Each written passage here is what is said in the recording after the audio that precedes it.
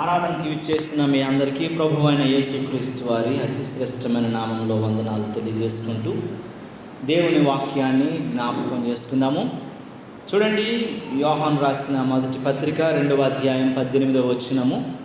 ఇంతకుముందు మీకు ఇందులో కొన్ని విషయాలు నేను చెప్పాను. ఇప్పుడు దాని వెనకాల కొన్ని విషయాలు ఉన్నాయి, అవన్నీ మీకు చెప్పాలని ఆశపడతా ఉన్నాను. చదవండి ప్రియులారా. యోహాను రాసిన మొదటి పత్రిక 2వ అధ్యాయము 18వ వచనం. చిన్న పిల్లలారా, ఇది చివరి గడియ, దేవునికి స్తోత్రము కలుగును గాక. హల్లెలూయా, హల్లెలూయా.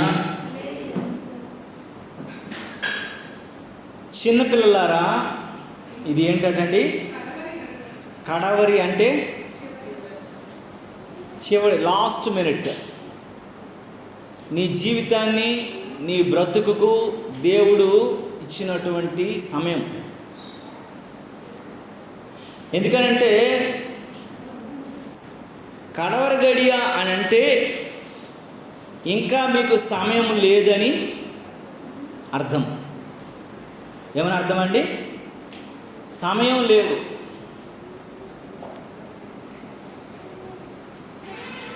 ఇంకా సమయం లేదని మనము జ్ఞాపకం చేసుకోవాలి. దేవుని రాకడికి సూచనలు జరుగుతున్నాయి. ఒక పక్క దేవుడు ఎప్పుడు ఏమి జరుగుతుందో తెలియని పరిస్థితులు.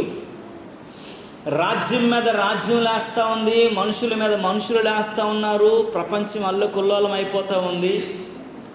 ప్రతిరోజు మనము ఇప్పుడు జరుగుతున్నటువంటి పరిస్థితులు కొన్ని సంవత్సరాలుగా, కరోనా వచ్చిన తర్వాత ఇంచుమించు ప్రపంచంలో కొన్ని కోట్ల మంది మనుషులని కోల్పోయాం.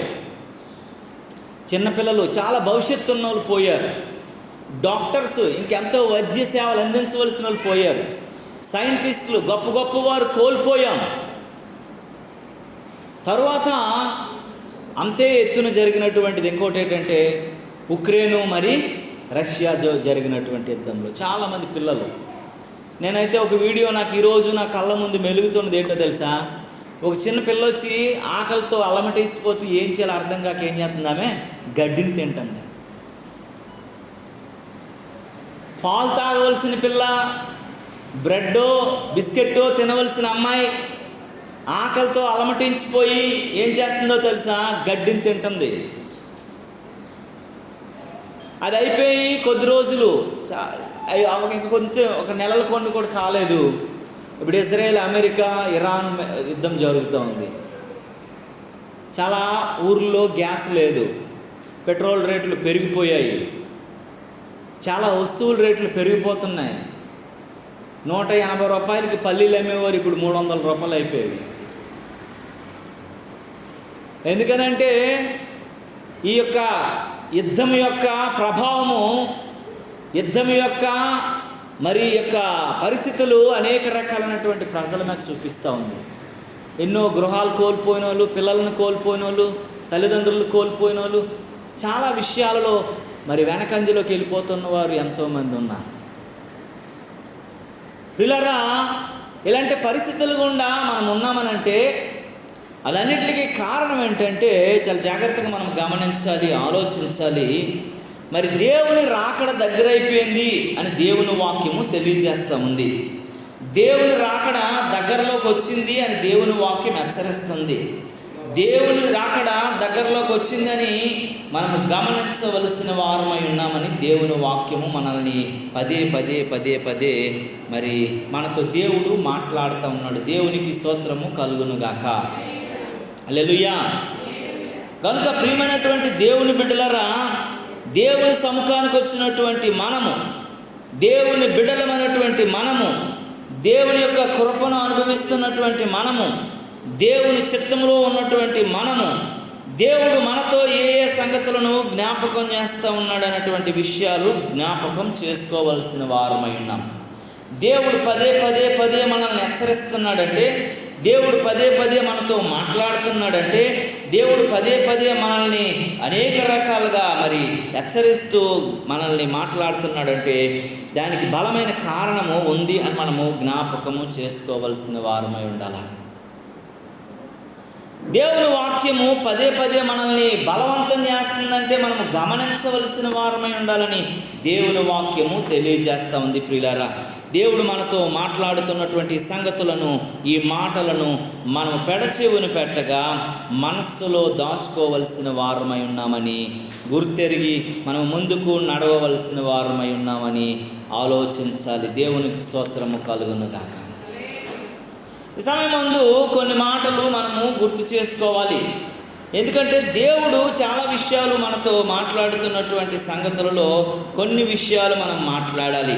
ఏంటంటే మత్తయి సువార్త 25వ అధ్యాయంలో దేవుడు కొన్ని మాటలు చెప్తున్నాడు. ఏమని మాట్లాడుతున్నాడంటే, ఇక్కడ 3 ఉపమానాలు మాట్లాడాడు. 3 ఉపమానాలు మాట్లాడుకొచ్చాడు. ఏంటంటే మొట్టమొదటిది ఏంటంటే 10 మంది కన్యకలను గూర్చి. మీరు ఇంటికి వెళ్ళిన అధ్యాయం చదవండి, 1 నుంచి 13 వచనాల వరకు 10 మంది కన్యకులు, బుద్ధి కలిగిన వాళ్ళు, బుద్ధి లేని వాళ్ళ కోసం. రెండోదంటే తలాంతుల కోసం. ఒకడికి 5 తలాంతులు, ఒకడికి 2 తలాంతులు, ఒకడికి 1 తలాంతు. ఆ విషయాలన్నీ మనకు తెలిసినయే. అందులో 5 తలాంతులు ఉన్నవాడు 10 చేశాడు, 2 తీసుకునేవాడు 4 చేశాడు, 1 తలాంతు తీసుకునేవాడు దేవుడు చాలా కఠినాత్ముడు, విత్తిన దగ్గరే కోయేవాడు. నేను ఒకవేళ దీన్ని సరిగా ఉపయోగించకపోతే మళ్ళీ నా ఫిల్టర్ తీసుకుంటాడని ఆడేం చేశాడు, ఆ నాణ్యమును భూమిలో పాతేశాడు. ఆ మూడోది ఏం రాసి ఉందనంటే పిల్లరా, మనం చాలా జాగ్రత్తగా కావాలి. గొర్రెలు మేకల కోసం రాసి ఉంది. 31వ వచనం నుండి. గొర్రెలు ఎలా ఉంటాయంట? నమ్రత కలిగి ఉంటాయి. మేకలు ఉంటాయి లోకం వైపు, లోకాశల వైపు వెళ్తుంది. మీరు మేకల్లా ఉండొద్దు, గొర్రెల్లా ఉండండి అని దేవుడు మాట్లాడు. ఎందుకంటే రాకడకు సూచనలు వస్తున్నప్పుడు ఈ 3 విషయాలు రెండో రాకడను గూర్చి పదే పదే పదే హెచ్చరిస్తూ ఉంది. ఇక్కడ 5 ఏమయ్యారు? పరలోక ప్రవేశం జరిగింది. 5 విడవబడ్డారు. 5 తలాంతులు ఇచ్చేటువంటి వాడు 10 చేశాడు, 2 ఇచ్చేవాడు 4 చేశాడు. వారి సామర్థ్యం తప్పున 1 ఇచ్చేవాడు మాత్రము అలాగే దానిని ఏమీ చేయకుండా చెడ్డదాసుడు అనిపించుకున్నాడు.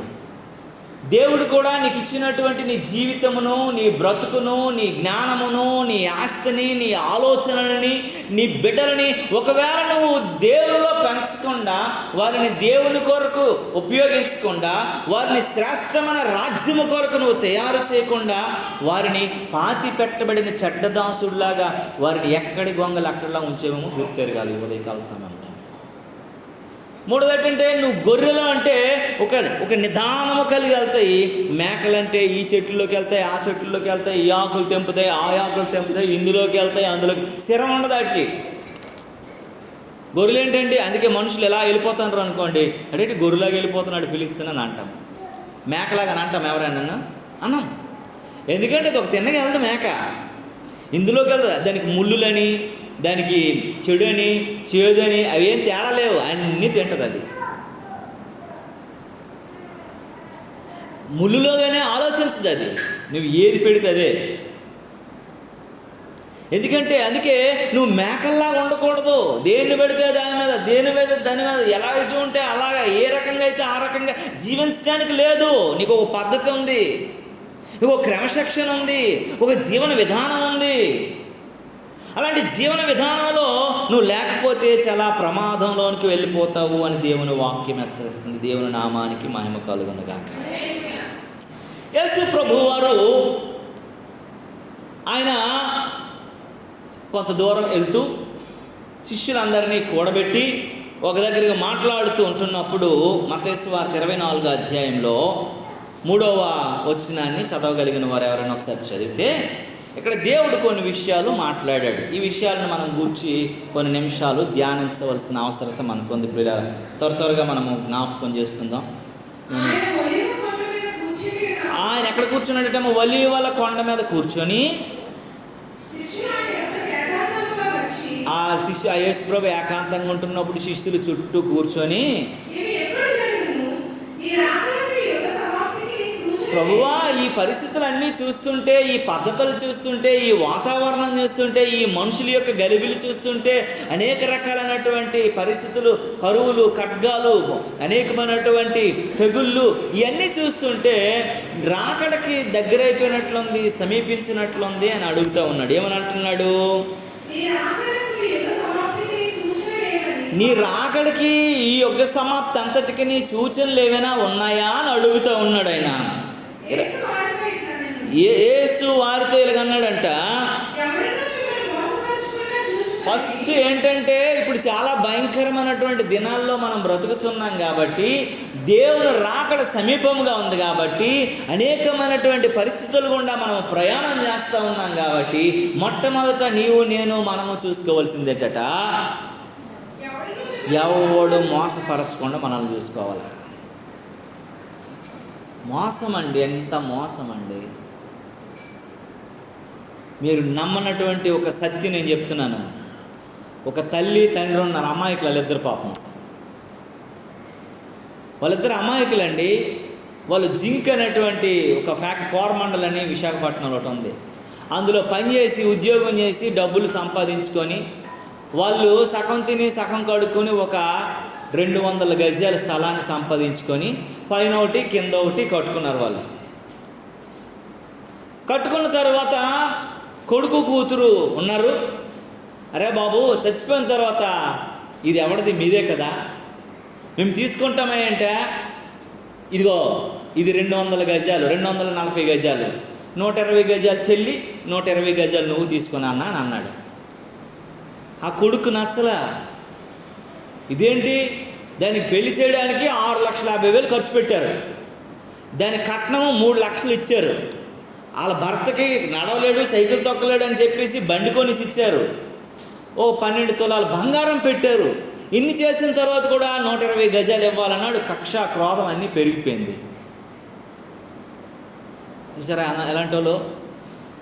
కడుపులు పెంచుకొని వాళ్ళు తిండి మానేసి ఆ పిల్లోడిని చదివించి బాగు చేసి వాడికి ఒక చిన్న పనిలో పెట్టి అన్ని రకాలుగా వాడు ఉంటే, వాడు ఆర్టీసీ డ్రైవర్ అయ్యి, వాడు ఆర్టీసీ డ్రైవర్గా పనిచేస్తుంటూ కొంత జీతం తెచ్చుకొని వాడి పిల్లలను కూడా పెంచి వాళ్ళ తల్లిదండ్రులు కట్టిన ఇంట్లోనే వాడు ఉంటున్నప్పుడు పరిస్థితుల్లో కూడా నా తల్లిదండ్రుల మీద ఎంత దయాగుణం ఉండాలండి.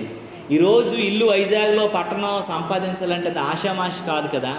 మా నాన్న ఎంత కష్టపడకపోతే, ఎంత ప్రయాసపడకపోతే, అతనికి ఇచ్చినటువంటి 2,000-1,800 జీతంతో ఒక స్థలం కొని ఇల్లు కట్టి ఈరోజు మేము ఉండటానికి సమకూర్చాడు. 2 ఇల్లులు అద్దెలకు కూడా ఇచ్చుకుంటున్నాం, అది కూడా మేమే తీసుకుంటున్నాం కదా. మా నాన్న చేసిన తప్పు ఏంటని ఆలోచించి వాళ్ళ నాన్నని కడుపులో, కళ్ళల్లో, గుండెల్లో పెట్టుకొని చూసుకోవాలి వాళ్ళ అమ్మని. ఆడేం చేసినట్టు తెలుసండి? సంవత్సరంన్నర క్రితం వాళ్ళ నాన్న తలగాడ పెట్టి చంపేసాడట. ఎవ్వరికి తెలియదు.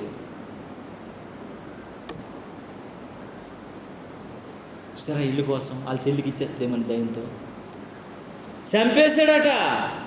నాన్న చచ్చిపోయాడు అని చెప్పేసి ఆడికి కాల్ చేశారు. ఏదో ఒక రకంగా సమాధి కార్యక్రమం అయిపోయింది. తరువాత వాళ్ళ అమ్మని చంపడానికి ప్రయత్నించారు, ఆ భార్యను ఆయనను.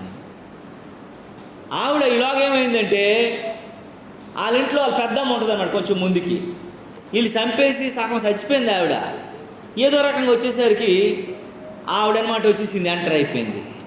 ఎంటర్ అయిపోయిన తర్వాత, అక్క నువ్వు ఇలాగపడి ఉన్నావేటి, అలాగపడి ఉన్నావేటి అని చెప్పి ఇటు తిరిగేసి, అమ్మో మా చెల్లికి ఏదో అయిపోయిందని చెప్పేసి భుజాల మీద వేసుకొని హాస్పిటల్ వరకు తీసుకెళ్తే ఆవిడ బతికేసింది.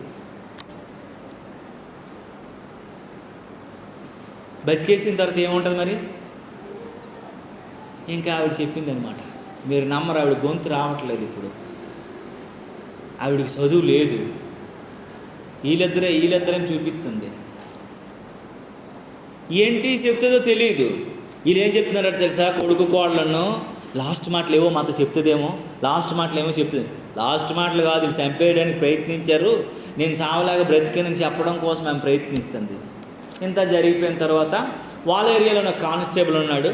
ఆయన ఏం చేసిరట, రా మీరు వెళ్ళిపోండిరా, మీ అమ్మని మేమంతా చూసుకుంటాం, ఇది కేసు అయింది, ఇదేంటని మొత్తం ఆరా తీస్తే జరిగినటువంటి సిచ్యువేషన్ ఏంటంటే, ఆడిని అరెస్ట్ చేసి ఆడి భార్యని అరెస్ట్ చేసి ఆడిని 4 పోలీసు రీతిలో 4 తంతే అప్పుడు చెప్పింది ఏంటో తెలుసా, మా చెల్లికి ఇందులో 120 గజాలు ఇచ్చేస్తాను అన్నాడు. మా చెల్లికి పెళ్లి చేశారు, అన్నీ చేశారు కాబట్టి చేశారని అంటే, మరి మీ నాన్న ఎలా చచ్చిపోయాడని అన్నాడట. మా నాన్నను కూడా మేమే చంపాను అని చెప్పారట. కన్న తల్లిదండ్రులండి. అది లోకంలోనికి ఆ నాన్న అమ్మ ఉంటేనే వాళ్ళు వచ్చారు. వాళ్ళు తిండి మానేసి, ఆహారం మానేసి, ఎండనక వాననక కూడనక గుడ్డనక కష్టపడి ఆడిని పెంచి పోషించి ఆడికి అన్నీ చూస్తే ఆడి చివరికి వారిని సాకవలసి వృద్ధాప్యంలో ఆదరించవలసిన కుమారుడు చంపేశాడు. అలాంటి దినాల్లో ఉన్నాం చూసారా మనం. ప్రియమైనటువంటి దేవుని బిడ్డలారా, ఈ దినాలు ఈ పరిస్థితులు అన్నీ చూసి శిష్యులకు వచ్చి ఒక అనుమానం వచ్చింది. అయ్యా రాకడికి ఇవేనా సూచనలు, ఇంకేమైనా ఉన్నాయా, ఇంకేమైనా పరిస్థితుల్లో రాబోతున్నాయా అని అడిగారంట. చదువమ్మ అక్కడ ఏమైనా ఉందో దానికి యేసు ప్రభువు వారు సమాధానం ఏం చెప్పాడండి? ఎవడు మిమ్మల్ని మోసపరుచకుండా చూసుకోండి, అనేకులు నా పేరట వస్తారు. దేవుని పేరు మాట చెప్తారు, దేవుడనే చెప్తారు, భక్తులనే చెప్తారు. ఇలాంటి పరిస్థితుల్లో అనేకమైనటువంటి చెడు మార్గాల్లోకి నడిపించడానికి అనేకమైనటువంటి కారణాలు ఉన్నాయి. ఎవరిని మీరు నమ్మొద్దు, ఎవరి ద్వారా మీరు మోసం అయిపోకూడదు. దేవుని మీద నిరీక్షణ కలిగి, దేవుని యందు భక్తి కలిగి, దేవుని మీద ఆధారపడిన వారై ఉండాలి తప్ప మనం రాకడ దినాల్లో ఉన్నామని గుర్తెరగాలి. దేవునికి స్తోత్రము కలుగునుగాక.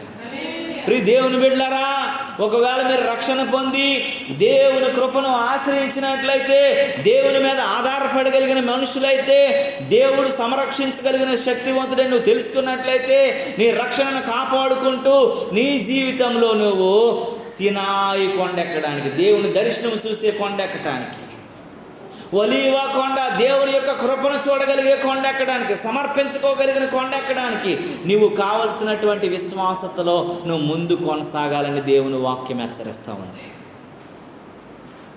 ఒకవేళ నువ్వు రక్షణే పొందలేదనుకో, బాప్తిజమే తీసుకోలేదనుకో, నేడో రేపో తెలియదు, దేవుని రాకడని హెచ్చరించబడుతూ ఉందండి. అందుకే అపోస్తుల కార్యం 8వ అధ్యాయంలో 36వ వచనంలో అంటాడు, ఒక గవర్నరు, ఒక మంత్రి చెబుతున్న మాట ఏంటో తెలుసా, పనికిరానోడు కాదండి. ఏం చెప్తున్నాడో తెలుసా ఆ మాటలో? అయ్యా నేను రక్షణ పొందాలంటే నేను ఏం చేయాలంటే ఫిలిప్పు అన్నీ చెప్పాడు. రథం ఎక్కించి కూర్చొని పక్కనే కూర్చొని ఇద్దరు ప్రయాణం చేస్తూ ఉన్నారు. ఆ ప్రయాణంలో అన్ని విషయాలు కూడాను ఎవరికి చెప్పాడండి? ఆ యొక్క నపుంసకుడైనటువంటి వాడికి, అంతియోక్య దేశానికి సంబంధించిన నపుంసకుడికి రక్షణ గురించి అన్ని విషయాలు చెప్పగానే వెంటనే ఆయన మాటలు వినగానే అక్కడ ఏమంటాడో తెలుసా? ఇదిగో నీళ్ళు. అక్కడ ఏముంది 36వ వచనంలో? ఇదిగో నీళ్ళు బాప్తిజం ఇచ్చుటకు నీకు ఆటంకమేమని అడిగి, దేవునికి స్తోత్రము కలుగునుగాక. కందకే రాణి దగ్గర పనిచేస్తున్నటువంటి మంత్రి అయినటువంటి నపుంసకుడు చెప్తున్నాడు, పిలుపు చెప్పినటువంటి సువార్తమానమును బోధన వినగానే, అయ్యో ఇదే నేను ఈ పరిస్థితులు ఉన్నానా, ఈ స్థితిగతుల్లో ఉన్నానా, ఈ రాకడ దినాల్లో ఉన్నానా, ఒకవేళ నేను ప్రభువుని అంగీకరించకపోతే, బాప్తిజం పొందకపోతే నేను నరకానికి వెళ్ళిపోవడానికి ఆ అంచులో ఉన్నానేమో, ఆలస్యం నేను చేయనని చెప్పేసి ఏమని చెప్పాడండి? ఓ బాబు నాకు ఇంకా సమయం లేదు, దేవుని రాకడ ఇప్పుడే రావచ్చు, ఎప్పుడైనా రావచ్చు, నాగో నీళ్ళు నాకు ఇవ్వడానికి ఆటంకం ఏంటి అని చెప్పేసి వెంటనే బాప్తిజం పొందినట్లుగా చూడగలుగుతూ ఉన్నాం. దేవునికి స్తోత్రం కలుగుతుంది. ఎందుకంటే సమయం లేదండి.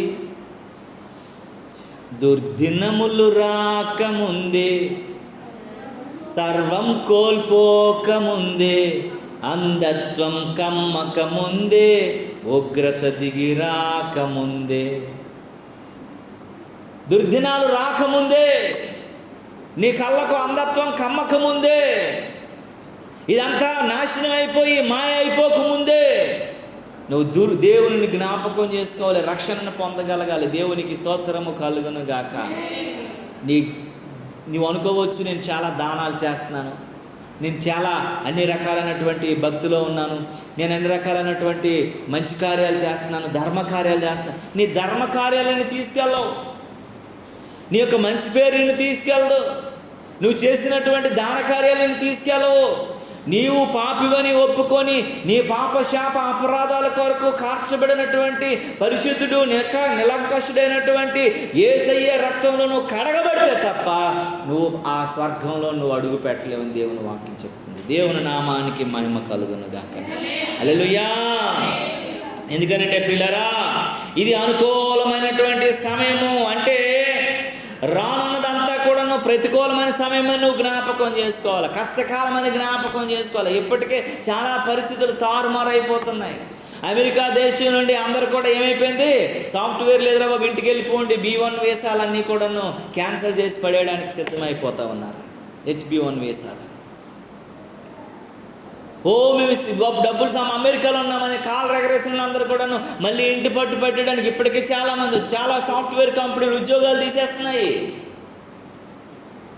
కాళ్ళ మీద కాలు వేసుకొని కూర్చున్నటువంటి గవర్నమెంట్ ఎంప్లాయీస్ అందరికీ కూడాను ఫంక్షన్లు పోయాయి. ఒకప్పుడు ప్రైవేటు ఉద్యోగస్తుడు ₹1,00,000 సంపాదిస్తే గవర్నమెంట్ ఉద్యోగస్తుడు 20,000 సంపాదించినా సరే ఇచ్చేసేవారు పిల్లల్ని. ఎందుకంటే గవర్నమెంట్ ఉద్యోగస్తుడు అండి ఆ డేటండ్ర్ అయినా ఇచ్చేసేవారు. ఇప్పుడు ఏమైపోయిందో తెలుసా, గవర్నమెంట్ ఉద్యోగస్తులు కూడా ఫస్ట్ ఫంక్షన్ ఉండేది, అది తీసేసి NPS అని పెట్టారు. తర్వాత మీకు కొంత డబ్బులు మీకు దాస్తామని ఇస్తామని చెప్పేసి తర్వాత ఏం చేశారు తెలిసి ఇప్పుడు PPS అని పెట్టారు. మీరు డబ్బులు దాచుకున్నా సరే పెద్ద ఏముంటుందో 10 లక్షలు ఇస్తాం, జీవితాంతం కూడా ఎంతో కొంత ఫంక్షన్ ఇస్తాం, మీరు ఇష్టం ఉంటే తీసుకోండి, ఉద్యోగం మానేయండి అని పరిస్థితికి వచ్చింది. రేపు పరిస్థితులు గుండా వెళ్తున్నప్పుడు అవి కూడా వస్తాయో రావో తెలియని పరిస్థితిలో ఉంది. కనుక జీవితాన్ని కాపాడుకోవటంలో, బ్రతుకును కాపాడుకోవటంలో, అంధకారంలో గెలిపోకుండా దుర్దినాలు రాకముందే నిన్ను నువ్వు జ్ఞాపకము చేసుకోవలసిన అవసరత ఉందని దేవుని వాక్యం హెచ్చరిస్తూ ఉంది. దేవుని నామానికి మహిమ కలుగును గాక. నువ్విక వాయిదా వేయొద్దు, ఇంకా ఆలోచించొద్దు. దేవుని రక్షణ కాలము దగ్గరకు వచ్చేసింది. ఏదటండి చివరి గడియ అని దేవుని వాక్యం చెప్తుంది. ఇదే లాస్ట్ టైం, చివరి గడియ, అన్నిటికీ అంతము కలిగే సమయం అని జ్ఞాపకం చేసుకుంటూ మనము ముందుకు కొనసాగాలనే దేవుని వాక్యం హెచ్చరిస్తూ ఉంది. దేవుని నామమునకు మహిమ కలుగును గాక. హల్లెలూయా. నువ్వు అనుకుంటున్నావు ఒకవేళ విశ్వాసి అయితే, రక్షించబడిన వ్యక్తి అయితే నీకు కూడా దేవుడు మాట్లాడుతున్నాడు, ఇది చివరి గడి అని జ్ఞాపకం చేసుకోవాలా. ఎందుకంటే ప్రార్థన తరువాత చేద్దాంలే, వాక్యం తర్వాత చదువుదాంలే, పరిశుద్ధాత్మ అభిషేకం ఆనందం తర్వాత పొందుదాంలే, కృపావరాలు తర్వాత అనుభవిద్దాంలే అని ఒకవేళ నిరాశ నిస్పృహతో వాటిని పక్కన పెట్టి దేవుని మీద విశ్వాసం సల్లారిన వ్యక్తిగా బ్రతుకుతున్నావేమో. ఉదయకాల సమయంలో దేవుడు హెచ్చరిస్తున్న మాట ఏంటో తెలుసా, నీ జీవితాన్ని నువ్వు పదిలిపరుచుకొని ఆ సియోను కొండకు చేరడానికి నువ్వు ప్రయత్నించడంలో వెనకంజి వేస్తే ఇదే లాస్ట్ గడి అని దేవుని వాక్యం హెచ్చరిస్తూ ఉంది. ఇదే చివరి గడి అని జ్ఞాపకం చేసుకోవాలి, నువ్వు ఆలోచించాలి, గమనించాలని దేవుడు హెచ్చరిస్తూ ఉన్నాడు. 5వ వచనం అంటాడు చూడండి, మత్తయి సువార్త, మనం అందులో ఉన్నాం కదా. 5వ వచనం ఏమనుందమ్మా, అనేకులు నా పేరు వస్తారు, నేనే క్రీస్తునని చెప్తారు, పలువురును మోసపరుస్తారు. 26వ వచనం అంటాడు, యుద్ధములను గూర్చి భూకంపములను గూర్చి మీరు వింటారు కదా, కరువులను గూర్చి తెగులను గూర్చి మీరు విన్నారు కదా అని అంటాడు. జనముల మీద జనాలు, రాజ్యాల మీద రాజ్యాలు లేస్తాయంట. దేవునికి స్తోత్రము కలుగునగా. ఇప్పుడు ఏమవుతుందండి, ఏ దేశం మీద, మన దేశం ఎప్పుడు యుద్ధానికి వెళ్తుందో తెలియదు. మొన్నటి వరకు చైనాకి మనకేమవుతుండేది, కాలు దూకుండేవారు. పరిస్థితులన్నీ తారుమారైపోయి ఎప్పుడు మన మీదకి ఏం జరుగుతుందో తెలియని పరిస్థితి. పాకిస్తాన్ ఎప్పుడు మన దేశంలో ఎక్కడో పేల్చడం, ఎక్కడో చంపటం, ఎక్కడో ఒక దగ్గర మరి మనల్ని బాధపరచడం చేస్తూనే ఉన్న పరిస్థితుల్లో ఉన్నాం. ఇవన్నీ ఆగట్లేదు. మనుషుల మధ్య శాంతి, సమాధానం, నెమ్మది లేదు ప్రియులారా. దేశాల వరకు వెళ్ళిపోవడం ఏంటండి, కుటుంబాల్లోనే లేదు. ఇద్దరు అన్నదమ్ములు ఉంటే ఆడిగిడికి పడట్లేదు. ఇద్దరు అక్కచెల్లి, చాలామంది అక్కచెల్లెళ్ళు మాట్లాడుకోవట్లా. చాలామంది అన్నదమ్ములు పక్కనే మధ్యన గోడే ఉంటుందండి, కానీ మాట్లాడరు వాళ్ళు. బాబు ఇక్కడ ఇల్లు లేదని అంటే ఆ పక్కనండి ఎవరిని అడగండి మాకు తెలియదని చెప్తున్నాడు ఆయన. ఎందుకో తెలుసా, చివరి దినాల్లో ఉన్నాం, చివరి గడియల్లో మనం ఉన్నాం. ప్రేమ ఏమైపోద్దండి, చల్లారిపోతుంది. మా చెల్లెని, మా అన్నని, మా అక్కని చెప్పుకునేటువంటి రోజులు పోయాయి. శత్రువుల్లా చూస్తున్నారు. ఆప్యాయతలు, అనురాగాలు కోల్పోయాం. ఒకప్పుడు ఎవరైనా చుట్టం వస్తే చెంబుతో నీళ్ళు పట్టుకుని, అమ్మమ్మో చాలా దినాలకు వచ్చావు, కాలు కడుక్కమ్మ, తిందువురామ్మ, కూర్చుందువురామ్మ అని పిలిచి వాళ్ళ అన్నం తింటుంటే ఇసనగారితో ఇసిరే రోజులు పోయాయి. కరెక్ట్ సమయానికి వచ్చిందిరా బాబు సైతాన్లాగా, మాదన్నీ సమయం అంతా తినేసింది అనేటువంటి పరిస్థితులకు వచ్చింది. అత్తమామల్ని ప్రేమించట్లేదు కోడల్లో. నిజమండి. ఎప్పుడూ అసూయే, వాళ్ళని చూస్తూ వారవలేనితనం. నువ్వే పంట విత్తుతావో ఆ పంటే. ఈరోజు నీ అత్తమామలు నువ్వు ప్రేమించలేదు అనుకోండి, నీ అత్తమామలు రేపు నీ కొడుకు, నీ కోడలు ఏం చేయరు, నిన్ను ప్రేమించరు. నువ్వేది చేస్తే అదే. కొంతమంది ఆడపిల్లలకు ఒకలాగా, మగపిల్లలకు ఒకలాగా చూస్తున్నారు. మగపిల్లలకు 2 గుడ్లు వేస్తున్నారు, ఆడపిల్లకి 1 గుడ్డు వేస్తున్నారు. అది మంచి పద్ధతి కాదండి. ఆడపిల్లలు మగపిల్లలు ఒకే కడుపు నుంచి వచ్చారు. గర్భఫలము దేవుడిచ్చు. ఆడ మగ దేవుడు చెప్పలేదు. అది గర్భఫలం. కోట్లాధిపతులకి ఏం లేదు, పిల్లలు లేరు. మా ఊర్లో వైశ్యరాజు అప్పలరాజు అని కోట్లాస్తుంది, పిల్లలు లేరు ఆయనకి. ఇప్పుడు వైశ్యరాజు అని జ్యువెలర్స్ అని వాళ్ళ బ్రదర్ వైపు కోట్లాస్తుంది. ఎక్కడ పెట్టుకోవాలో తెలియదు. ఎన్ని భూమిలో ఎన్ని ఆస్తులు ఉన్నాయి, పిల్లలు లేరు ఆయనకి. చాలా ప్రయత్నాలు చేసి ఆయన ఏం చేయాలంటే మేనకోడళ్ళు పెంచుకున్నాడు. మేనకోడలు నాన్న అని పిలుస్తుంది అండి, అడు బుర్ర ఉండాలి. కానీ అనాథాశ్రుడిని తెచ్చి పిలుచుకొని పాప నాన్న అని పిలిచినేమో, ఆస్తి పోద్దని చెప్పేసి అందరు చెబితే వాళ్ళు మేనకోడని పిలుచుకున్నాడు. ఆమెం చెప్పింది, పుట్టినరోజు ఈమె నా కూతురు, నేను దత్తత చేసుకున్నాను, అది ఇదని పాపం చెప్పాలనుకున్నాను. మామయ్య అని అనుకుని వచ్చింది అది. రే ఎంత ఆస్తి ఉంటేటి, ఎంత అంతస్తు ఉంటేటండి, గర్భఫలం దేవుడు ఇవ్వాలా. ఒకసారి చెల్లి ఇక్కడికి ఎవరో దర్శిని గారు వచ్చారు. ఆవిడకి చాలా ఆస్తులు ఉన్నాయి, బోల్డ్ అంతా. వాళ్ళ ఆర్మీలో వాళ్ళ ఆయన లెఫ్టినెంట్, అదే ఏంటంటే ఆయన మంచి ఉద్యోగం చేసి ఎయిర్ ఫోర్స్లో. ఆవిడ మిలిటరీ స్కూల్లో ప్రిన్సిపల్గా పనిచేసింది. దేవుని సేవ చేస్తున్నారు. బోల్డ్ ఆస్తులు ఉన్నాయి, ఇల్లులు ఉన్నాయి, ఎన్నో ఉన్నాయి, పిల్లలు లేరు. అన్నీ బాగున్నాయి. కానీ ఆవిడకి డబ్బులంటే చాలా ప్రీతి. ఎంత ప్రీతి అని అంటే డబ్బులంటే చాలా ప్రీతి. ఎందుకనంటే మనస్సు ఊరుకోదు. అయ్యో నాకు పిల్లలు లేరు కదా, ఇంత ఆస్తి ఉంది కదా, కొంతమందిని సమకూర్చుదాం, చేరదీద్దాం, వాళ్ళకి కావాల్సిన ఇద్దామని ఆలోచన ఉండాలి కదా. ఆవిడకి లేదు. ఉప్మా చూసింది కూడా, ఉప్మా కూడా మిగిలిపోయి ఫ్రిడ్జ్లో పెట్టుకొని సాయంత్రం తినేస్తారు ఇద్దరిని. ఎంత భయంకరమైనటువంటిది. ప్రియ దేవుని బిడ్డలారా, చాలా జాగ్రత్తగా మీరు గమనించాలి, ఆలోచించాలా. మనం రాకడ దినాల్లో ఉన్నాం, మనం చాలా కష్టకాలంలో ఉన్నాం. మీరు ఇంటికి వెళ్ళిన తర్వాత చదవండి మత్తయి సువార్త, మార్కు సువార్త 13వ అధ్యాయము, మత్తయి సువార్త 24వ అధ్యాయము, లూకా సువార్త 21వ అధ్యాయము. ఇవన్నీ కూడాను రాకడను గూర్చినటువంటి సూచనలను గూర్చి చెప్తా ఉంది. ఏమేమి చెప్పాను ఇప్పుడు? మార్కు సువార్త 13వ అధ్యాయము, మత్తయి సువార్త 24వ అధ్యాయము, లూకా సువార్త 21వ అధ్యాయం. ఇవన్నీ రెండో రాకడను గురించి దేవుడు మాట్లాడుతూ ఉన్నాడు. నువ్వు ఆలస్యం చేయొద్దు. దేవుడు ఏంటంటే ఆలస్యం చేస్తున్నాడు. ఎందుకో తెలుసా?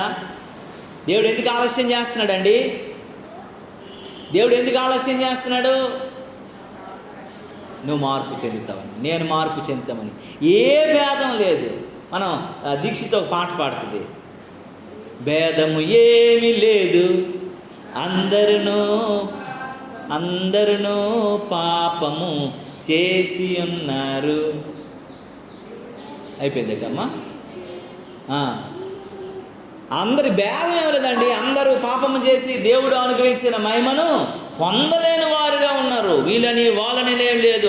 దేవుడు ఎందుకు ఆలస్యం చేస్తున్నాడంటే నీవు రక్షణ పొందాలని, నువ్వు మారు మనసు పొందాలని, నువ్వు పరిశుద్ధాత్మ అభిషేకం పొందాలని దేవుడు ఆలస్యం చేస్తున్నాడు. దేవుడు ముందుగానే పిలుపు అందుకొని ముందుకు రాకుండా నువ్వు ఆలస్యం చేస్తున్నావేమో. ఒకవేళ నువ్వు దేవుడు సేవ చేయాలన్నటువంటి పిలుపు నీకు ఉంది, కానీ ఒకవేళ నువ్వు ఆ పిలుపుని అంగీకరించట్లేదేమో, దేవుని పని చేయటం లేదేమో, ఇది లాస్ట్ గడియలో నువ్వు ఉన్నావని గుర్తు చేసుకో. పిలుపుని అందుకొని కూడా నువ్వేం చేస్తున్నావో 4 పైసల కొరకు ఆలోచిస్తున్నావేమో, సమయాన్ని వృధా చేసుకుంటున్నావేమో, ప్రార్థనా జీవితంలో ఎదగవలసిన నీవు ఎదగలేనటువంటి పరిస్థితుల్లో ఉన్నావేమో, నీకోసం ఆలస్యం చేస్తున్నాడు దేవుడు.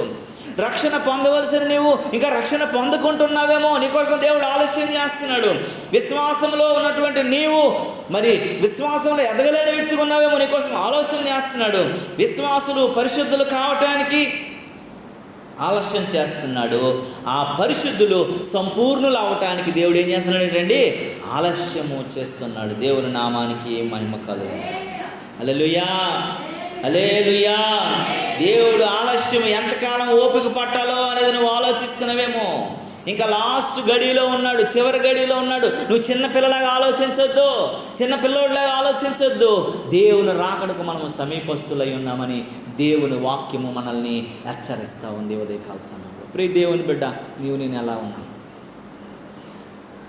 దేవుని రాకడ దగ్గరైపోయింది. పరిస్థితులన్నీ చుట్టూ కమ్మేస్తున్నాయి. 3వ ప్రపంచ యుద్ధమని కొంతమంది మరి వక్తలు, తెలివైన వాళ్ళు, ఎక్స్పర్ట్స్ చెప్తూ ఉన్నారు ఇదే ప్రారంభమైందని. వాతావరణం అంతా కలుషితమైపోబోతుంది. మరి బాంబులు వేస్తుంటే ఏమవుతుందండి? వాతావరణం ఎప్పుడైతే కలుషితమైపోతుందో అప్పుడు ఏమవుతుంది? పంటలు పండవు, తిండ్ల కోసం కొట్టుకునేటువంటి పరిస్థితి వచ్చేస్తుంది, ఆహారం కోసం కొట్టుకునే పరిస్థితి వచ్చేస్తుంది, అనేక రకాలైనటువంటి ఇబ్బందులకు వెళ్ళిపోతాం, అనారోగ్యాలు వచ్చేస్తాయి, రకరకాలైన తెగుళ్ళు వచ్చేస్తాయి, జబ్బులు వచ్చేస్తాయి, ఇంకా భయంకరమైనటువంటి పరిస్థితులు గుండా వెళ్ళిపోతాం. దేవుని నామానికి మహిమ కలుగును గాక. అందుకే ఆలస్యం చేయకూడదంట. పేతురు రాసిన మొదటి పత్రిక 4వ అధ్యాయం 7వ వచనంలో అంటాడు, అంతటికి అంతము వచ్చి ఉంది. ఏమని రాసిందన్నమాట? అన్నిటి అంతము. ఇది అదని కాదు, ప్రతి దాని యొక్క అంతము సమీపముగా ఉంది, దగ్గరలో ఉంది. దానికి నువ్వు కారకుడు అని గుర్తు చేసుకోవాలి. సువార్త చెప్పటానికి అంతం పరిస్థితులు మనకు అర్థమవుతుంది. ఎక్కడికి వెళ్తే ఏం చేస్తున్నారండి? బోర్డులు పెట్టేటువంటి, మా ఊర్లో ప్రకటించకూడదు, అంతం చూస్తున్నాం కదా, కొట్టడాలు, తిట్టడాలు చూస్తున్నాం కదా, వ్యతిరేకంగా మాట్లాడాలి చూస్తున్నాం కదా, పోలీసులు అలాగే తెల్ల మొక్కలు వేసుకొని చూడాలి చూస్తున్నాం కదా. రెండోది, మందిరాలు కట్టడానికి ఆటంకాలు. మూడోది, సభలు పెట్టడానికి ఆటంకాలు, జరగనివ్వట్లేదు. నాలుగవది, సంఘాలు ఏర్పాటు చేయటం కొరకు ఆటంకాలు. అన్నిటికీ అంతము దగ్గరకు వచ్చేసింది. ఇంకా నువ్వు చిన్నపిల్లల్లాగా జీవిస్తే అవదో. ఇది కడవరి గడి అని గుర్తు చేసుకోవాలి, చివరి గడి అని గుర్తు చేసుకోవాలి, ఇది లాస్ట్ మినిట్ అని నువ్వు గుర్తు చేసుకోగలగాలి. ఆ సమయంలో నువ్వు ఉన్నావని ఆలోచించాలని దేవుని వాక్యం హెచ్చరిస్తుంది. దేవుని నామానికి మహిమ కలుగును గాక. ఎంత గొప్ప శరీరీ స్వస్థత పొందినా కానీ నరకానికి వెళ్ళటం అవకాశం ఉంది. నువ్వు ఎంత గొప్ప నేను శరీర స్వస్థ పొందానండి, క్యాన్సర్ వ్యాధి నుండి శరీర స్వస్థ పొందానండి, నేను పెరాలసిస్ నుంచి శరీర స్వస్థ పొందానండి, నేను గుండె జబ్బుల నుండి శరీర స్వస్థ పొందానండి అని నువ్వు అనుకున్నా సరే నువ్వు నరకానికి వెళ్ళిపోవచ్చు. ఎంత గొప్ప స్వస్థ వెళ్ళిపోతావు.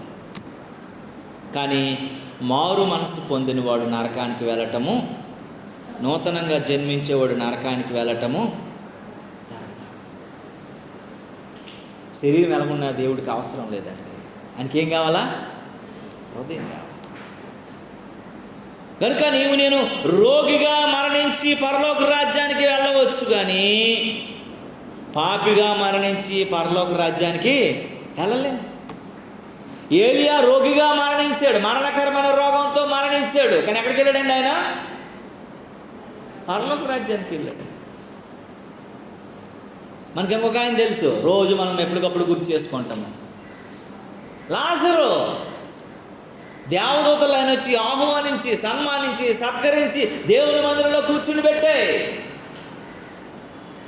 ఎవరండి ఆయన? రోగి, గజ్జి, భయంకరమైనటువంటి అనారోగ్యం, బలహీనత, అలాంటోడిని తీసుకెళ్ళి అక్కడ పెట్టారు. కానీ ఇంకొక ఆయన ఉన్నాడు, ఆరోగ్యంగా ఉన్నాడు, బలంగా ఉన్నాడు, పటిష్టంగా ఉన్నాడు, డబ్బులు ఉన్నాయి, అన్నీ ఉన్నాయి. ఆయన ఎక్కడ ఉన్నాడండి? నరకంలో ఉన్నాడు. సరే, నువ్వు రోగి అయ్యుండి కూడా పరలోకానికి వెళ్ళొచ్చు, కానీ నువ్వు మారు మనసు లేకపోతే ఆరోగ్యవంతుడు అయినా డబ్బులు ఉన్నోడువైనా, అన్ని రకాల కలిగిన వాడువైనా నువ్వు పరలోక రాజ్యంలో వెళ్ళడం అది అసంభవము, దుర్లభము, జరగని పని అని దేవుని వాక్యం చెప్తూ ఉంది. చూడండి ప్రియులారా, దేవుని వాక్యం చెప్తున్న మాట మనం చాలా జాగ్రత్తగా ఆలోచించాలి. ధనవంతుడికి జబ్బు చేయలేదు, ధనవంతుడికి అనారోగ్యం రాలేదు, ధనవంతుడికి ఏమీ లేదు, హ్యాపీ హెల్తీ అన్ని రకాలుగా ఆయన చచ్చిపోయాడు. కానీ ఆయన పరలోక రాజ్యం లేదు. కనుక నీవు నేను మనం చాలా జాగ్రత్తగా ఆలోచించాలి దేవుని బిడ్డలారా. నువ్వు నేను మనము చాలా జాగ్రత్తగా గమనించాలి.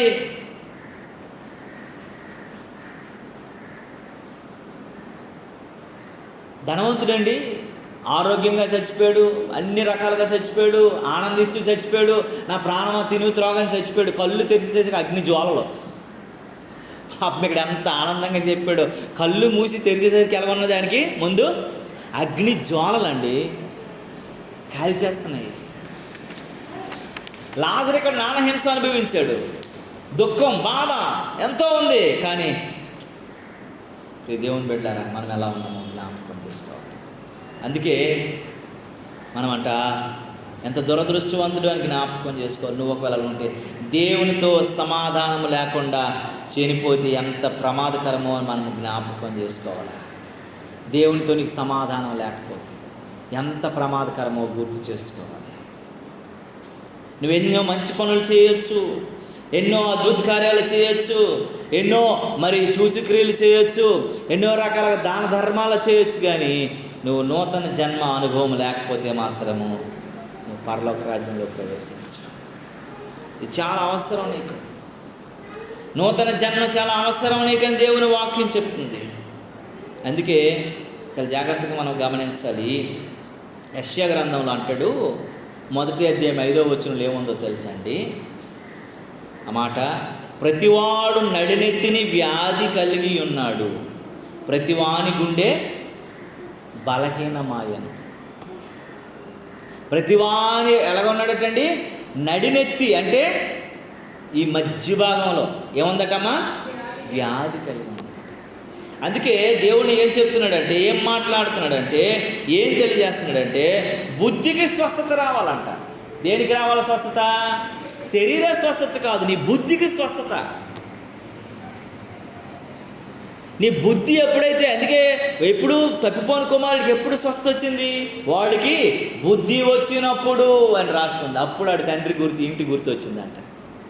ఎప్పుడు గుర్తు వచ్చిందండి? మీకు ఒకసారి చెప్పాను నేను కదా, ఒక అమ్మాయి అలేకి అని ఒక అమ్మాయి ఒక అబ్బాయిని ప్రేమించింది. ఉద్యోగం చేస్తుంది అమ్మాయి కలెక్టర్ ఆఫీసులో విశాఖపట్నంలో. ఆడు మహా నీచ నికృష్టి దౌర్భాగ్యుడు, ఇంకా చండాలుడు ఎవడన్నాడంటే ఆడికంటే ఎవడు ఉండడు పాపం. గూగుల్ ఎత్తుకుని దొరకడు, అంత నీచుడు. ఆ పిల్ల ఎన్ని చెప్పాను, నేను కూర్చుని పెట్టి చెప్పాను, చెల్లి నీ జీవితాన్ని పాడు చేసుకోక, నాశనం చేసుకోక, చెడగొట్టుకోక, నీ బ్రతుకంతటిని పాడు చేసుకోక అని నేను కూర్చుని చెప్తే నాకేమని తెలుసా? నేను సుఖంగా ఉండాలనుకుంటే ఈడే కరెక్ట్, నేను చెప్తున్నామని అడిగింది. నన్ను ఒక గడ్డి పూల తీసినట్లు పక్కన పెట్టేసింది. నీ సావు అన్నట్టు నాకు ఎంత కోపం వచ్చింది తెలుసా? నీలాంటిదని పుట్టడం కంటే చచ్చిపోవడం బెస్ట్ అని అనిపించి వచ్చాను నేను. వాళ్ళ అమ్మ నాన్న నన్ను పట్టుకుని ఏడ్చారు. లేదా టీచర్స్ అండి, గవర్నమెంట్ ఎంప్లాయీస్. తరువాత ఏం జరిగింది? కరెక్ట్గా 28 రోజులు 29 రోజులు, నెల కూడా అవ్వలేదండి, ఆడు సాగు కొట్టేసి డబ్బులు తీసుకొని ఈ పేరుని ఒక లోన్ వాడేసి, మరి ఆడు కారు కొనుక్కొని ఇల్లు కొనుక్కొని అన్నీ చేసి దీనికి ఒక్క పైసా కూడా చేతికి రాకుండా, ఉద్యోగస్తులు గెజిటెడ్ ఆఫీసర్ కదండి, అంతా మొత్తం తీసేసుకున్న తర్వాత దీన్ని ఎక్కడికక్కడ కాల్ చేసి కొట్టేసి నానా రకాలుగా హింసించి ఈ 1 month తర్వాత ఏం చెప్తున్నాడు తెలుసా? నువ్వు వాడుని చూస్తున్నావు, ఆడుతో మాట్లాడుతున్నావు, లేనిపోని అనుమానాలు ఆమెను కట్టి ఆమెను పిచ్చిదానిలా చేసేసాడు. ఒకరోజు మా ఇద్దరం లేట్ నైట్ ఎక్కడికి వెళ్ళి వచ్చి మేము బట్టలు మార్చుకొని స్నానం చేసేసి కూర్చొని ఏదో మాట్లాడుతున్నాం. అప్పుడు ఫోన్ వచ్చింది నాకు. ఏంటంటే అన్నయ్య నీతో నేను మాట్లాడాలని. ఎవరమ్మా నువ్వు అని అంటే అలేకి అని అనింది. నేను ఫోన్ కట్ చేసేసాను, మీరు నమ్మరు. పేరు చెప్పగానే నన్ను విలువ లేకుండా మాట్లాడింది ఆమె. కట్ చేసేసాను. మళ్ళీ నా మనసు పదే పదే ఏమనిపించి ఒక 10 నిమిషాల తర్వాత చేస్తే, అన్నయ్య నేను సూసైడ్ చేసుకోవాలనుకుంటున్నాను అన్నయ్య నేను. నీకేం పోయే కాలం బాగానే ఉన్నావు కదా, ఉద్యోగస్తురాలు కదా, ఎవరినో ప్రేమించి బాగా కూలికావు కదా, నేను ఇలా మాట్లాడాను. నా సిచ్యువేషన్ నాకు తెలియదు కదా, 1 మంత్ అయిపోయింది. ఏడుస్తుంది. ఇంకా ఏడుస్తుంటే ఏమైంది, ఒరే బాబు నా చేతులారా తెలిసి నరకానికి పంపించిన ఇష్టం లేక నేను వస్తానని చెప్పేసి వెంటనే నేను బయటకు వెళ్తానని చెప్పేసి నేను బండి వేసుకుని వెళ్ళాను. ఆ పిల్లండి మీరు నమ్మరండి, ఆ బయట కాలువ పక్కనే ఓ పిచ్చిదే కూర్చున్నట్లు సింపుల్ జుట్టుతో నైటీగా ఉంది, అక్కడ కూర్చుంది గజిటెడ్ ఆఫీసర్. ఎవరు, నేను ఇంకా ఫోన్ చేద్దామని అనుకునేసరికి సైలెంట్లో పెట్టి కానీ నేను భయపడిపోయాను, ఎవర్రా బాబు అని చెప్పేసి బండి ఎక్కి అర్జెంటుగా అమ్మ నాన్న ఇంటికి ఏం చెప్తావో తెలియదు అని నన్ను అక్కడ చేర్చున్నానండి. నేను వెళ్తాను, అమ్మ నాన్న ఇలాంటి రావద్దు నువ్వు మా ఇంటికి ఇదేదని అన్నారు. ముందు మీరు నోరు మూసుకొని ఇంట్లో పెట్టండి, తర్వాత మాట్లాడదాం, ఉదయం నేను వస్తానని చెప్పి ఒక రూమ్లో పెట్టాను. ఉదయం వెళ్ళిన తర్వాత ఆమె అండి మీరు నమ్మరు, అన్నయ్య నువ్వు తండ్రి లాంటి వాడివి అని బట్టలకి ఇప్పింది. మీరు నమ్మరు, ఆమె ఛాతి నిండా సిగరెట్లు కాల్చేసాడు. ఒక యవనస్తురాలండి, 23 సంవత్సరాల అమ్మాయి ఛాతి మా ముందు ఇప్పి చూపిస్తే కాల్చేసాడు ఎక్కడికక్కడ. అన్ను ఎంత భయంకరం అంటే నాకైతే కన్నీళ్ళు ఆగలేదు. వీపైతే యేసు ప్రభువుకి చాలు దున్నినట్లయింది, కానీ ఆమె అంతకంటే నరకం అయిపోయింది. ఈ తొడలన్నీ గిల్లి వదిలేసి మొత్తం అంతా కూడా పుండ్లు అయిపోయేవి. అర్జెంటుగా హాస్పిటల్లో జాయిన్ చేయమని చెప్పాను, జాయిన్ చేశారు. అప్పుడు అంటాడు ఇది మంచిదే కాదు, వేరే వాడితో తిరుగుతుంది కాబట్టి నాకు విడాకులు.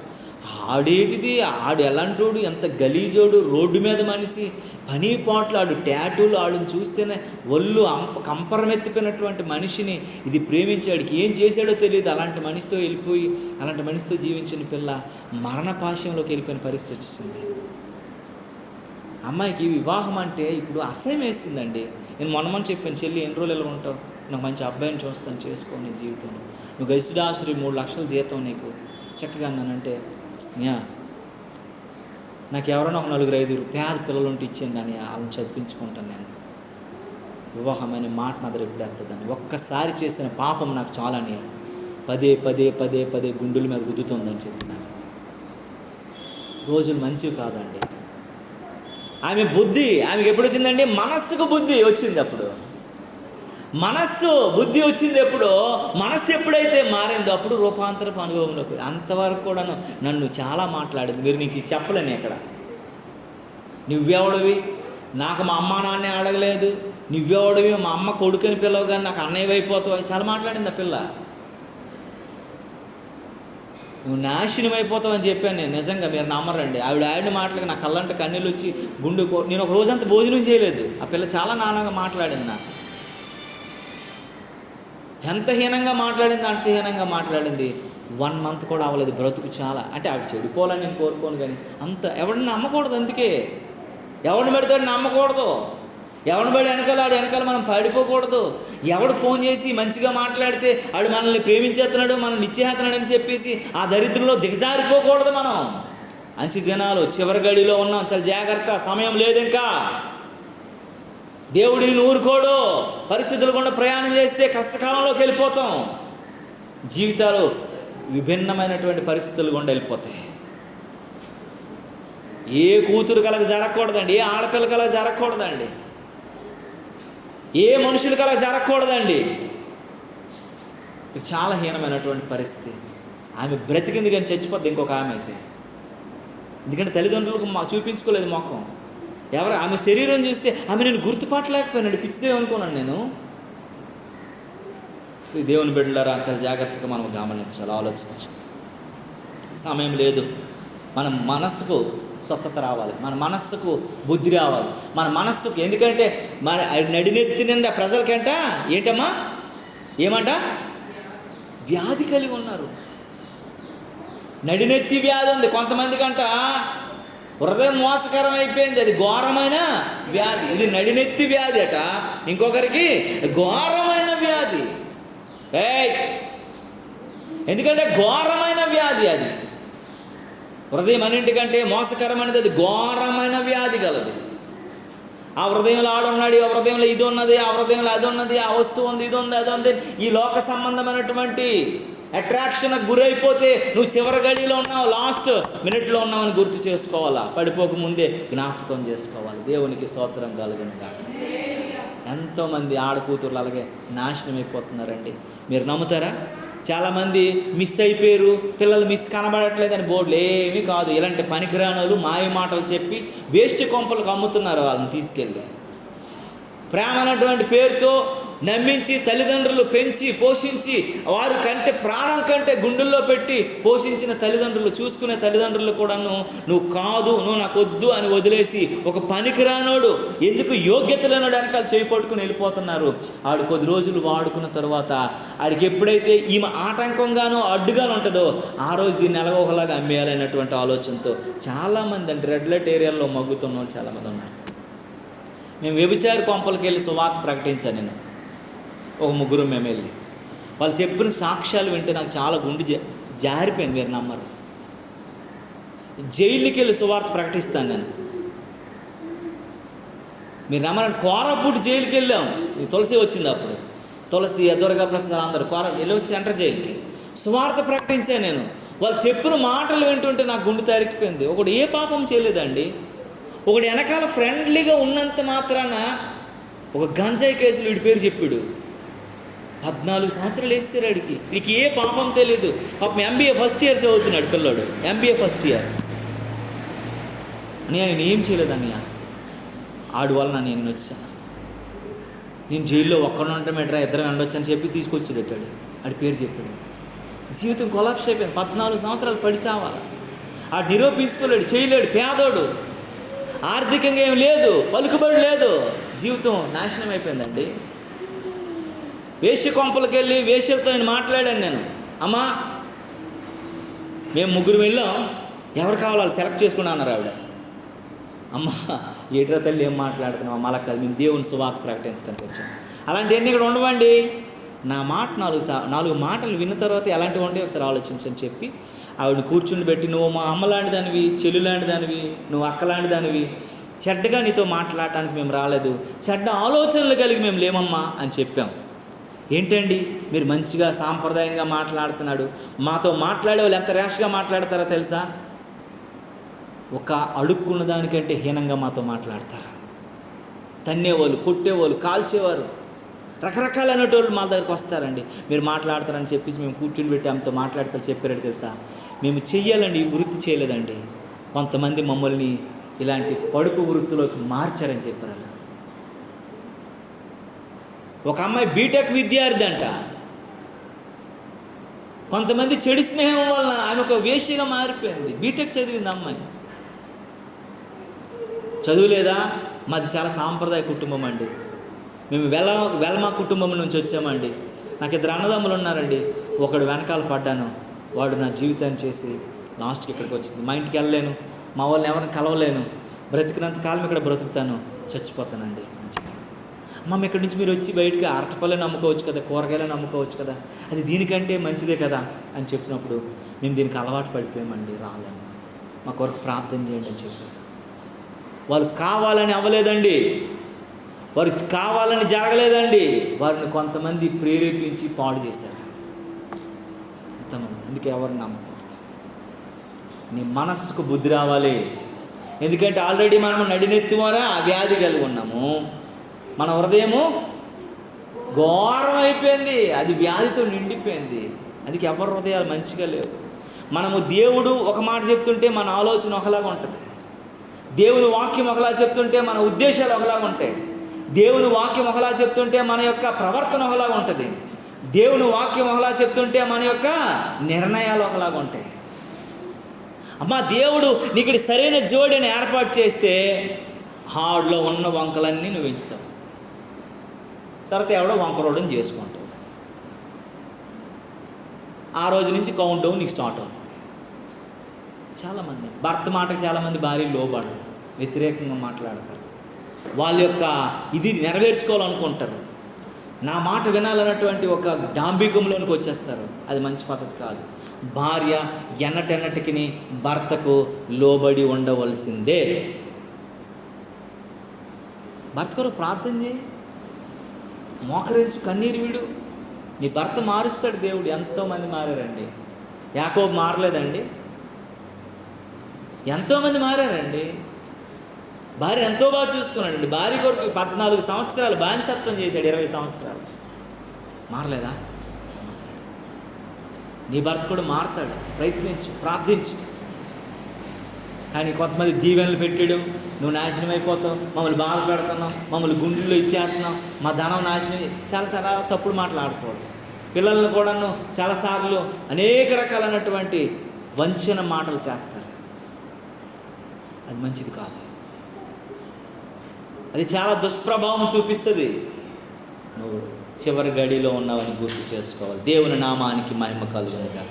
అపోస్తుల కార్యం గ్రంథం చూడండి ప్రియ, చివరికి ఒక మాట చెప్పి నేను ముగిస్తాను. చూడండి, మనం చాలా జాగ్రత్తగా ఆలోచిస్తాం. 17వ అధ్యాయము 30వ వచనంలో అంటాడు, ఏమని చదువుకున్నామండి మనము? ఇప్పుడైతే అంతటను అందరూ ఏం పొందవలసి ఉందటమ్మా? మారు మనస్సు పొందాలి. అందరికీ వ్యాధి ఎలా ఉందనంటే, అదే వ్యాధి అంటే పిల్లరా, ప్రాచీన స్వభావం. అందరిలో ఉన్న వ్యాధి ఏ స్వభావం అండి? ప్రాచీన స్వభావం అంటే ఏంటి? పాత బతుకు. నువ్వు ఎలా ఉన్నావో అలాగే ఉంటున్నావు, నీలో మార్పు లేదు, నవీన స్వభావంలోనికి రావట్లేదు. గొంగల పురుగు ఉన్నంత కాలం కూడా దాన్ని ఎవడు లైక్ చేయడు, ఇష్టపడ్డు. అది చీతాకొక చిలుగ్గా మారినప్పుడే ఎవరైనా దాన్ని ఏం చేస్తారు? ఇష్టపడతారు. అదే స్వభావం అంటే ప్రాచీన స్వభావం అంటే ఆదాము స్వభావము నీ మీద ఆవరించి ఉంది. అందుకే నడినెత్తిని కూడా నీకట వ్యాధి, హృదయంలో వ్యాధి నువ్వు కలిగి ఉన్నావు. ఆదాము స్వభావం నీలో ఉంది. వ్యతిరేకించటం, మాట వినకపోవటం, చెప్పింది చేయకపోవటం. ఆదాము ఏం చేశాడండి? నువ్వు ఫలించి విస్తరించిన దేవుడు ఒక మంచి గార్డెన్లో పెడితే ఎవడి మాట విన్నాడు? దేవుడి మాట విన్నాడు, దెయ్యం మాట విన్నాడా? దెయ్యం మాట విన్నాడు. కానీ ఏమనాలా? మంచోడు అనాలా, పిచ్చోడు అనాలా, పద్దుకుమాలుడు అనాలా? ఎవడూ లేనప్పుడు, ఒక్కడున్నప్పుడే దేవుని మాట వినకపోతే లోకం ఎంత బ్రాడ్ అయిపోయింది, ఎంత పెద్దగా అయిపోయింది. ఇప్పుడు ఏ టెక్నాలజీ అని వచ్చేసింది. నీ ఫోటో ఇస్తే నీకు సూట్ వేస్తుంది, నీ ఫోటో ఇస్తే నీకు చీర కడుతుంది, నీ ఫోటో చూపిస్తే ఏంటి? Nano banana. ఏ బనానా అమ్మదే? అమృతపాణి బనానా చూశాను. ఇంకోటి ఏంటది? పచ్చారటి పళ్ళు చూసాము. ఇది నానో బనానా అని మనందరికీ చెవిలో బనానా ఎడతాను. వాళ్ళు నువ్వు ఫోటో పెడితే ఏమవుతుంది? అడిగి సూట్ వేసి, మ్యారేజ్ ఫోటో అంటే ఆడు సూట్ వేసి చూపిస్తాను. మా వదినాలు కొడుకున్నాడు, ఆడు ఒక తలకాయ ఇచ్చాడు, దానికి ఒక 5-6 ఫోటోలు. ఎలా ఉన్నాడంటే ఆడు ఈఫిల్ టవర్ మీద ఉన్నట్టు, చైనా బ్రిడ్జ్ మీద ఉన్నట్లు, అక్కడ ఉన్నట్లు, ఎక్కడ ఉన్నట్లు, మంచి ఫోటోలు, మంచి భవనాల్లో ఉన్నట్లు, యూరోప్లో ఉన్నట్లు ఆ ఫోటోలు. నేను చూడగానే ఈడెప్పుడు ఈ సూట్లు కొనుక్కున్నాడు అంటే మా పాప వచ్చింది. అదన్న డాడీ అన్నీ ఏవి క్రియేట్ చేసింది డాడీ అని చెప్పి నాకు ఒక ఫోటో చూపించింది. అది క్రికెట్ ఆడినట్టు చూపించింది నాకు ఈ మధ్య. నేను కూడా అనుకున్నాను, నువ్వెప్పుడు ఆడేవమ్మ ఎంత పెద్ద క్రికెట్ అని అనుకున్నాను నేను. ఆ పిల్ల ఏం చేసిందో తెలుసా? నాకు బ్యాట్ పట్టుకొని ఒక ఫోటో పంపించింది. అంటే మనుషుల్ని ఎంతగా మనము ఇదైపోతామనంటే, ఎలాగా మోసపోతామనంటే ప్రతి విషయంలో కూడా. ఇది మా కూతురు హ్యాండ్స్లే బ్యాట్ పట్టుకొని క్రికెట్ ఆడుతున్నట్టు ఫోటో పెట్టుకుంది. చూసారా? ముఖం మాత్రం హ్యాండ్స్ లేదు. బ్యాట్ ఎవరిదో, బట్టలు ఎవరివో, శరీరం ఎవరిదో. చాలా సీరియస్గా మళ్ళీ ఫీలింగ్ కూడా చెమట ఎక్కిపోయినట్లు. కనుక ఎంతవరకు మోసం అనంటే అంత మోసంలో మనం బ్రతుకుచున్నాము. ప్రియ దేవుని బిడ్డలారా, ఈ చివరి గడిలో నువ్వు రక్షణ పొందవలసి ఉంటే నువ్వు రక్షణ పొందేయాలంతే, సమయం లేదు. నువ్వు మారు మనసు పొందాలంటే మారు మనసు పొందేయాలంతే, ఇంకా సమయం లేదు. నువ్వు ప్రభువులో ఎదగాలంటే ఎదిగేయాలంతే, నీకు సమయం లేదు. చివరి గడిలో ఉన్నవాడు గుర్తు చేసుకో. ఒకవేళ నువ్వు ఎలా ఉన్నావు? నువ్వు దేవుని చిత్తానికి ఇంకా ఆదాము స్వభావం నుంచి, ఆ ప్రాచీన స్వభావం నుంచి ఇంకా నువ్వు బయటికి రాని పరిస్థితుల్లో నువ్వు ఉన్నావేమో. ఇది అనుకూలమైన సమయం, చివరి గడియ, రాకడ సమయము. నువ్వు దేవుని కొరకు నిలవబడ్డానికి సమర్పించుకో, తీర్మానం చేసుకో, సరిచేసుకో, చక్కదిద్దుకో. ప్రార్థనాపూర్వకంగా ముందుకు కొనసాగదాం. ప్రార్థన చేసుకుందాం కళ్ళు మూసుకున్నట్లయితే. దేవుడు నీతో నాతో మాట్లాడినట్లయితే, ప్రభువా ఈ చివరి గడిలో మా బ్రతుకులను